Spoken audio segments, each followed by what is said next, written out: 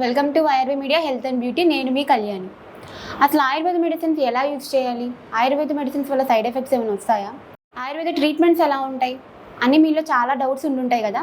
అవన్నీ ఈరోజు మనం ఆయుర్వేద డాక్టర్ శ్రీనివాస్ గారిని అడిగి తెలుసుకుందాం. హాయ్ సార్, నమస్తే. How are you? So sir చెప్పండి, అసలు ఏ డిజీజెస్కి మనం ఆయుర్వేద ట్రీట్మెంట్స్ అనేది యూజ్ చేయొచ్చు?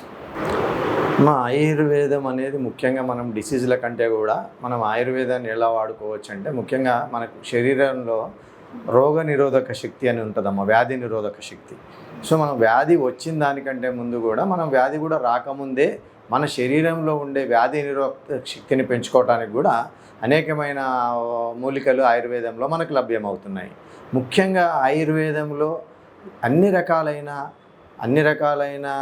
వ్యాధులను కూడా నయం చేయడానికి అవకాశం ఉంది.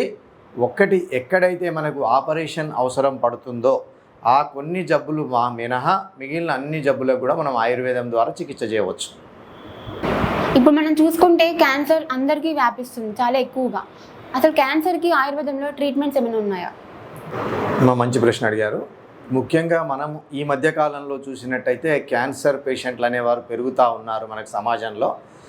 అంటే ఇంతకుముందు ఒక వయసు ఉండేది, 50 సంవత్సరాల తర్వాత క్యాన్సర్ వ్యాధిని పడేవారు.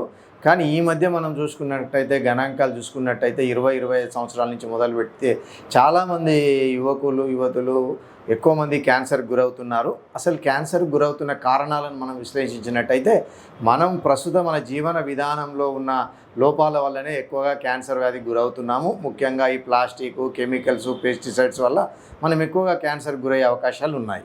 ఇంకా రెండవది, మీరు అడిగిన ప్రశ్నకు క్యాన్సర్కి ఆయుర్వేదిక్ మందులు ఉన్నాయా?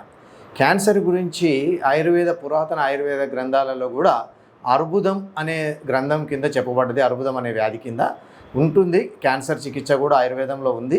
కాకపోతే మనకి ఇప్పుడు క్యాన్సర్లో రకరకాల స్టేజెస్ ఉంటాయి. First stage, second stage, third stage, fourth stage అని ముందే మనం గుర్తించినట్టయితే, మొదటి స్టేజ్ని గుర్తించినట్టయితే మనం ఆయుర్వేదం ద్వారా క్యాన్సర్ యొక్క పేషెంట్ యొక్క జీవిత కాలాన్ని పెంపొందించవచ్చమ్మా. క్యాన్సర్ను నయం చేయడం అనేది మాత్రం అలోపతి, ఆయుర్వేదం ఏ సిస్టంలో కూడా ఉండదు. Only management,